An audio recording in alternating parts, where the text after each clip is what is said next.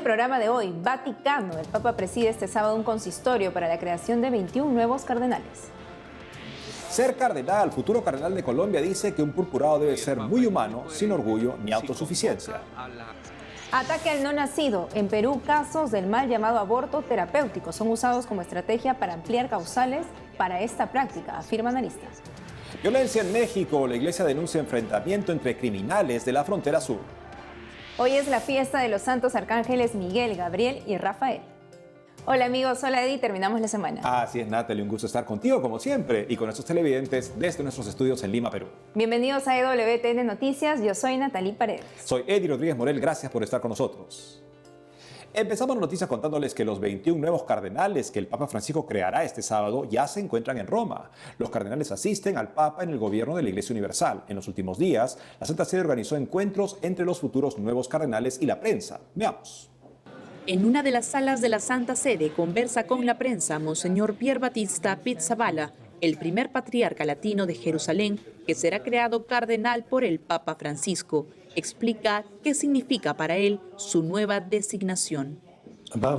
Al nombrarme cardenal, el Papa quiso recordar a toda la Iglesia Universal la importancia de la ciudad de Jerusalén, que al mismo tiempo está en el corazón del mundo y también en la periferia, donde hay conflictos y desigualdades sociales y religiosas. Tanto es una forma de recordar la importancia de Jerusalén, pero también la responsabilidad que tenemos de ser una voz creíble que hable de dignidad, respeto y esperanza.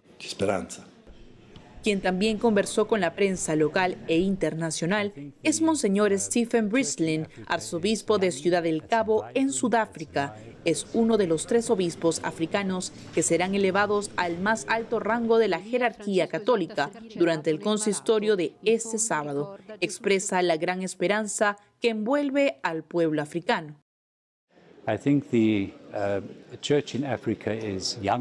Creo que la iglesia en África es joven, es vibrante, está viva, y creo que podemos llevar ese sentido de alegría y ese sentido de esperanza a la gente, porque África es un continente de esperanza. Es cierto que sufrimos muchas dificultades y muchos problemas, muchos retos, pero fuimos capaces de lograr un país democrático y un acuerdo pacífico. Y creo que eso fue un milagro que se nos concedió y considero que en sí mismo también es un signo de esperanza.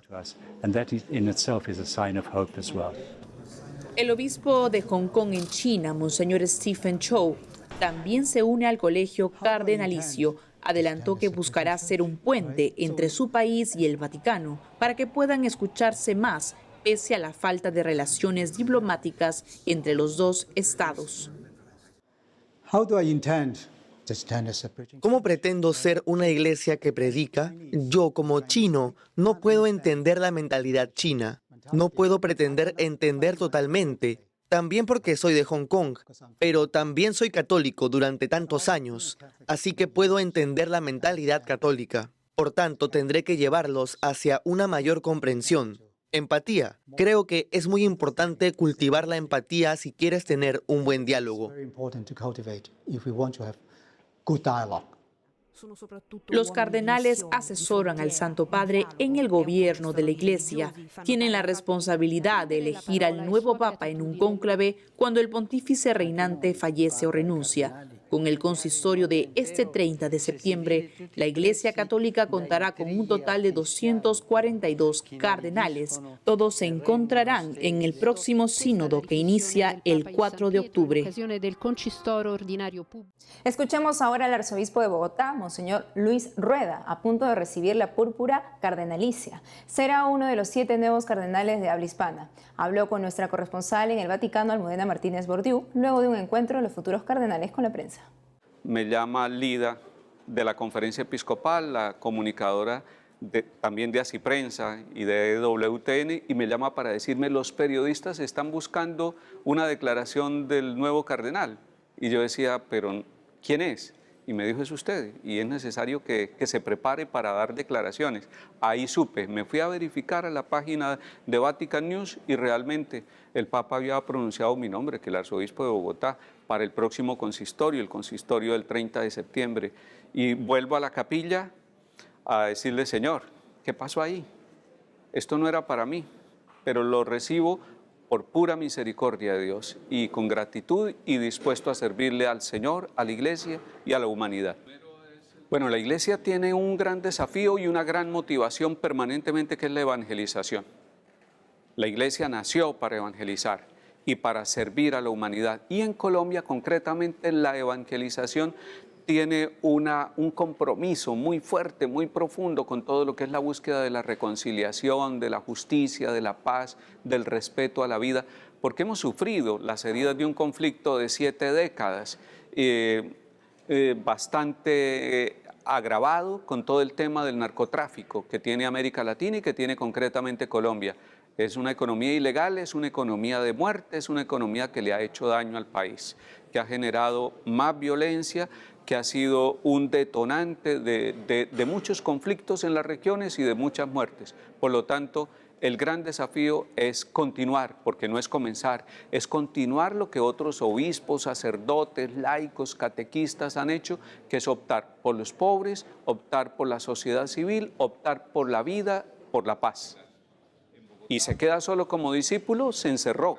Pero si uno es discípulo misionero, entonces siente que todo ser humano, que toda realidad humana nos pertenece, nos desafía y es una oportunidad para servir desde la iglesia. El Espíritu Santo es el protagonista del sínodo, ha dicho el Papa. Y también el cardenal Grech nos ha dicho, sin oración no hay sínodo. Entonces, que sea la oportunidad para que todos los laicos de todos los continentes, de América Latina, especialmente que siguen a EWTN y a Ciprensa, les pido, por favor, oren desde su sitio de trabajo, oren para que el Espíritu Santo nos conduzca y para que nosotros seamos lo suficientemente sensibles, profundos, dispuestos a hacer la voluntad de Dios, dejándonos guiar por esa obra del Espíritu que nos sorprende siempre positivamente. Monseñor Ángel Rossi, arzobispo de Córdoba, es uno de los 3 argentinos que serán creados cardenales en el consistorio presidido por el Papa Francisco este sábado en Roma. Vamos a escucharlo luego de un encuentro de los futuros cardenales con la prensa. El Papa dice primero que no se la crea, que no nos la creamos, que esto no es un cargo hacia arriba, sino un cargo de servicio, ¿no? O sea, el Papa insiste mucho, aunque muchos no les hace mucha broma. Esto no somos príncipes de la iglesia, sino servidores del pueblo de Dios. Es fácil decirlo, desafío bíblico, ¿no? También en mi caso, ¿no? Pero digo, es esto, ¿no? Son ámbitos de servicio, ¿no? El Papa tiene muy clarito esto. Poder igual servir. Más poder, más servicio, ¿no? Bueno, yo creo que de alguna manera es bueno entender esto desde el corazón, digamos, ¿no? Después las mediaciones pueden ser más llamativas, ¿no? Pero entenderlo como un servicio tan importante como dar de comer a un pobre o predicar, o sea, no es ni más ni menos. El más y el menos depende del amor que uno pone en lo que hace. Él fue superior mío, vivimos juntos, digamos, en los mismos techos, y yo diría dos temas: misericordia, la capacidad de misericordiar, como dice él, que yo también lo he visto, no es que no lo haya, no sé si lo he visto, y la capacidad de la caridad concreta con gestos realmente impresionantes. Son dos, hay otras más, pero misericordia y caridad hecha gestos son las dos acciones que vergonzosamente asumo yo. Más noticias de la Iglesia en Perú con nuestro corresponsal Nicolás García. En la maternidad de Lima se volvió a realizar este mes un mal llamado aborto terapéutico. En la región Ancash, al norte del Perú, una adolescente de 11 años quedó embarazada por presuntos abusos sexuales de su padrastro. La adolescente fue traída a Lima para cuidados especiales. La solución que le brindaron fue terminar con la vida de su bebé. Carlos Polo, director de la Oficina para Latinoamérica del Population Research Institute, dice que el caso no cumplía con la causal contemplada en la ley peruana para un aborto terapéutico. Bueno, es claramente un abuso de interpretación en una norma llamada Protocolo de Aborto Terapéutico, ¿no? En el Perú, el aborto es ilegal. Un caso dramático, pero es mucho más dramático que las autoridades, violando las leyes, crean que la solución es matar a un niño por nacer indefenso inocente, sano. El bebé en el vientre de la adolescente tenía poco más de 5 meses de gestación. En esta etapa, el no nacido está desarrollando el sistema límbico que le permite experimentar emociones. En el cuerpo ya se distinguen las distintas extremidades.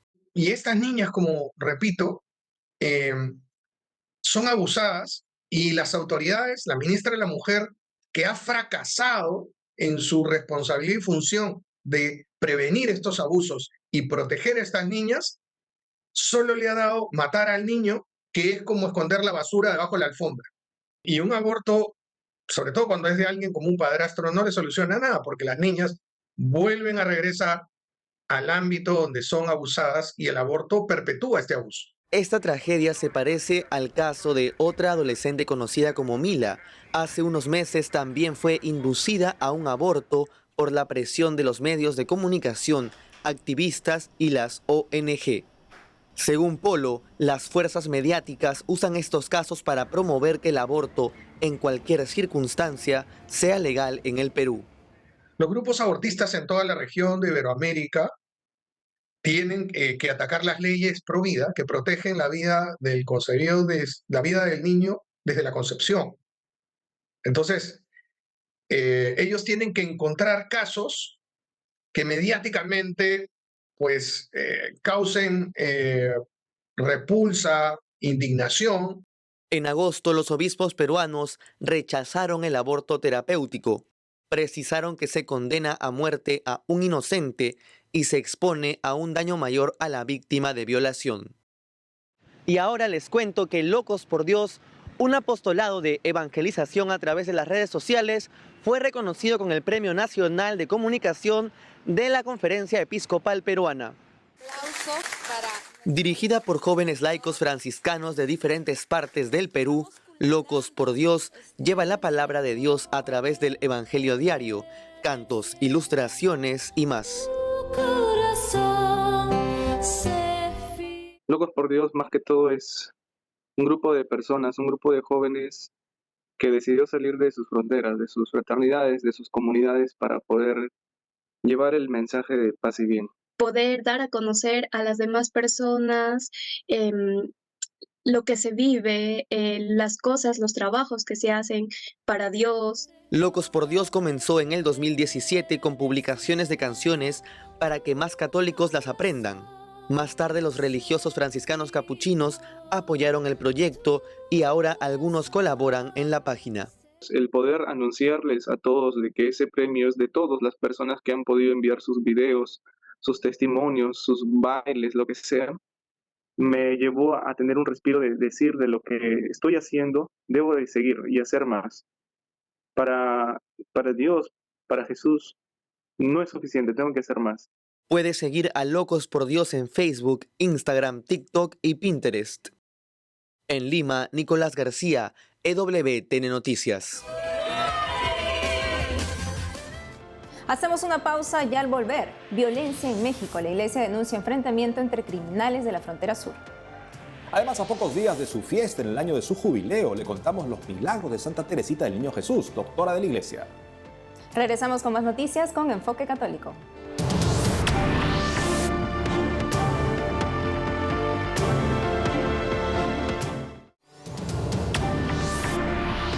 Y ahora les contamos que la plataforma mexicana Red Familia denuncia que la iniciativa Nueva Ley de Población atenta contra la vida y centra su atención en los mal llamados derechos sexuales y reproductivos. El proyecto de ley aprobado en comisiones pasará a ser discutido en el Senado. Más noticias de la Iglesia en México con nuestro corresponsal Diego López Colín. La Iglesia Católica en el estado de Chiapas, al sur del país, denunció que la zona se encuentra desgarrada por la violencia debido al enfrentamiento de grupos criminales. De acuerdo a la prensa local, los pobladores de la región sur en el estado de Chiapas están siendo obligados a apoyar o incluso a sumarse a las filas del crimen organizado que se disputa en la zona por el control de la droga de Centroamérica. Mientras que los enfrentamientos entre cárteles del narcotráfico afectan a más de 200,000 habitantes en la región. A raíz de este hecho, Monseñor Aguilar Martínez, obispo de la diócesis de San Cristóbal en Chiapas, confirmó que los grupos delincuenciales presionan a la población a apoyar sus movimientos, situación que tiene bajo psicosis social a la entidad. Por su parte, la diócesis de Tapachula, en este mismo estado, se comprometió a socorrer a los pobladores de la región que se encuentran apartados por la guerra entre los cárteles cuando la situación se tranquilice. Por lo pronto, su obispo, Monseñor Jaime Calderón, expresó su cercanía y aliento en estos momentos de sufrimiento y escasez, y lamentó que siempre sean los niños los que sufren más. Integrantes del Frente Nacional por la Familia y de otras organizaciones entregaron al Congreso Local del Estado de México miles de firmas rechazando que se imponga el aborto en este estado. Plataformas de la sociedad civil encabezadas por el Frente Nacional por la Familia rechazaron que se pretenda modificar el marco legal que defienda la vida en el Estado de México para someterlo a una dictadura del pensamiento único y promover el delito del aborto con la falsa narrativa de ser un derecho de la mujer. Esta acción se realizó luego de que miembros del Congreso Estatal aseguraran que la despenalización del aborto se analizará en los próximos días. El Frente Nacional por la Familia señaló que el Estado de México no necesita más muerte ni ideologías politizantes, lo que necesita es respeto, atención a la vida, educación, salud, justicia y empleo para los mexicanos. Y es que según datos oficiales, durante el 2022 esta entidad fue la que registró mayor número de delitos contra la mujer, como lo fue el feminicidio, el secuestro, víctimas de violación, entre otras. En la manifestación realizada frente al Congreso, los organismos rechazaron aquellas iniciativas que buscan acabar con la vida de los no nacidos y abandonar a la mujer, orillándolas a tomar la decisión que es irreversible y profundamente perjudicial también para ellas. EWTN Noticias, la cadena de televisión católica más grande del mundo, realizará diversas actividades aquí en el país. Del 30 de septiembre al 4 de octubre visitarán el estado de Chiapas y también la Ciudad de México, en donde se promoverá la defensa de la vida y también la devoción al Divino Niño, a quien la Madre Angélica le tenía un especial fervor.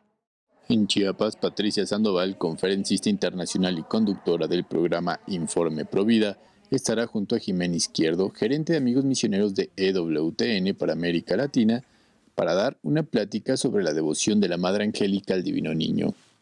Las actividades en la Ciudad de México arrancarán con una misa en acción de gracias por la vida de Madre Angélica en la parroquia de Nuestra Señora de Guadalupe. Tras la ceremonia, Jimena Izquierdo, junto a Nicté Sánchez, terapeuta católica y figura de una de las últimas series de producción para el canal, impartirán una conferencia sobre la vocación. El martes 3 de octubre se realizará un encuentro con gente que ayuda a madres embarazadas en situación vulnerable. Y en la tarde, en la Basílica de Guadalupe, se realizará una misa y posteriormente una conferencia con uno de los expertos más importantes del acontecimiento guadalupano. Finalmente, el 4 de octubre, los representantes de EWTN se unirán a diversos líderes pro vida en una velada de oración para celebrar el 9º aniversario de la primera campaña de oración de 40 días por la vida en México y Latinoamérica. Para ser parte de alguna de estas actividades, puede checar en las redes de amigos de EWTN. Reportó para EWTN Noticias, Diego Colín. Este domingo 1 de octubre recordamos a Santa Teresita del Niño Jesús, religiosa carmelita y doctora de la Iglesia. En el siguiente informe le contamos sobre los milagros que por intercesión de ella se realizaron y fueron tomados en cuenta para su beatificación y canonización, cuyo jubileo celebramos este año. Veamos.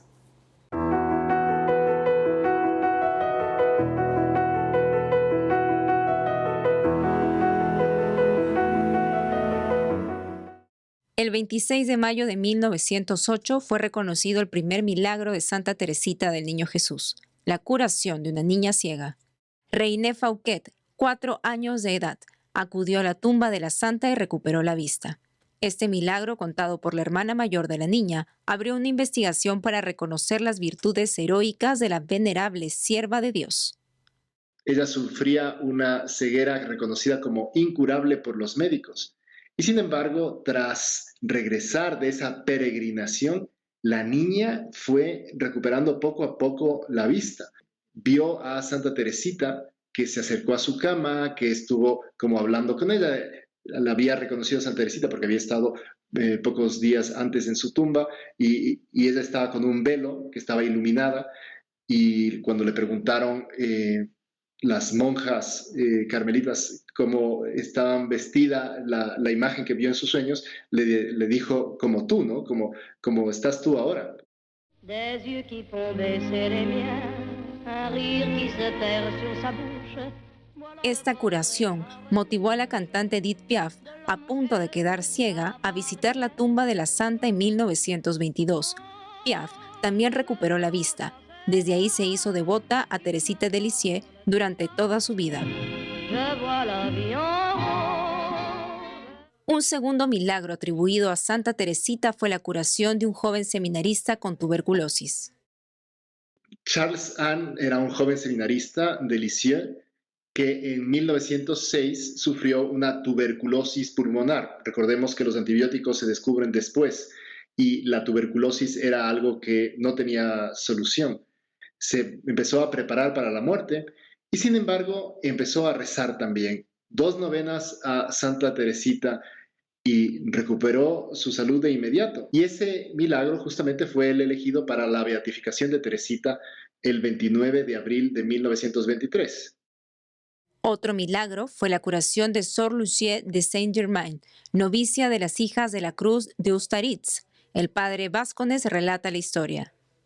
Estaba aquejada por unos vómitos muy violentos y la joven se sometió a unos exámenes médicos que revelaron que efectivamente tenía como una huella en el estómago. La comunidad, muy preocupada, se dirigió a Santa Teresita de Lisieux y le rogó que interviniera. Y entonces, una noche de septiembre, Teresita se apareció a esta pobre hermana en medio de su sufrimiento y le dijo: sé generosa, pronto te curarás, te lo prometo. Esto todo en sueños. Y efectivamente, a la mañana siguiente, las hermanas descubrieron como unos pétalos de rosa alrededor de la cama de Luis y pocos días después la hermana Luis se despertó completamente curada, sin ningún síntoma. Para canonizar a Santa Teresita de Lisieux, se reconoció la curación de la hermana Gabrielle Trimussi. La curación de María Pellemans también fue clave para la canonización de la joven carmelita. Esto sucedió en 1919. María Pellemans, de origen belga, empezó a padecer tuberculosis intestinal. Repito, no se habían descubierto todavía los antibióticos y este tipo de enfermedades eran incurables. Un año más tarde, María, tras una ferviente oración ante la tumba de Teresita, se curó inmediatamente. Luego de esta curación, María Pellemans se hizo monja carmelita. Rezarle una novena es la forma más común de acudir a la intercesión de la joven doctora de la Iglesia. Santa Teresita del Niño Jesús, ruega por nosotros.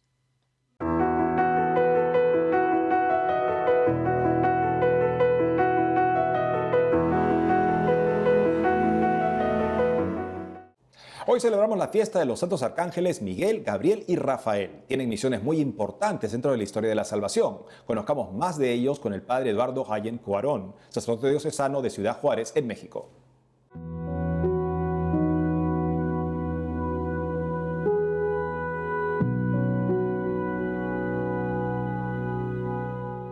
San Miguel, San Gabriel y San Rafael son los 3 arcángeles que aparecen en la Biblia. Sus nombres han sido revelados para todos nosotros para que podamos darles culto y llamarlos por su nombre. No nos es lícito a nosotros los católicos utilizar otros nombres de ángeles, pero vamos a ver cada uno de ellos. Está San Miguel Arcángel, que fue el que se levantó contra la soberbia de Satanás. Satanás se rebeló contra Dios y Miguel con su humildad lo venció. ¿Quién como Dios?, dijo Miguel. Así que la primera lección que aprendemos es la humildad. Seamos humildes para llegar a Dios. Luego encontramos también a San Gabriel Arcángel, y San Gabriel lo vemos llevando mensajes divinos a Zacarías, padre de Juan Bautista, y también a la Santísima Virgen María, madre del Mesías, de Jesús. Lo que nos enseña a nosotros a estar atentos a la palabra de Dios, que nuestros oídos no se cierren, sino que estén siempre atentos a la palabra divina para escucharla y orar con ella. Y en tercer lugar tenemos a San Rafael Arcángel, que fue el compañero de Tobías en su viaje y que lo introdujo finalmente hacia el matrimonio con Sara. Y esto nos enseña que nosotros debemos de buscar siempre buenas compañías en nuestra iglesia, estar bien acompañados, porque él fue el que acompañó a estos personajes, Tobías y finalmente Sara. Así que busquemos buenos confesores, buenos directores espirituales, busquemos también la compañía de los santos y una buena comunidad parroquial que nos acompañe en nuestro camino, en nuestra ruta hacia el encuentro con Dios.